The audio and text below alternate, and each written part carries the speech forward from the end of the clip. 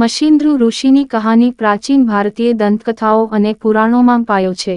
મશીન્દ્રુ ઋષિ, જેમનું નામ સાંસ્કૃતિક પરંપરામાં ઘણા રૂપોમાં પ્રસિદ્ધ છે, મુખ્યત્વે બ્રહ્માંડની રચના, સંરક્ષણ અને નાશનો ભાગ માનવામાં આવે છે. તેઓ અદ્વિતીય શક્તિઓ ધરાવતા તેમજ અંતર્જ્ઞાન ધરાવતા મહાન તાપસ્વી તરીકે વર્ણવાય છે. કહાણીમાં મશીન્દ્રુ ઋષિ બહુ જ શ્રેષ્ઠ અને શક્તિશાળી ઋષિઓમાંના એક માનવામાં આવે છે, જેમણે તેમના જીવનનું મોટું ભાગ સાધારણ અને આધ્યાત્મિક સાધનામાં વિતાવ્યું. તેઓ વિદ્વાનોના માર્ગદર્શક અને દેવતાઓ દ્વારા પૂજિત હતા.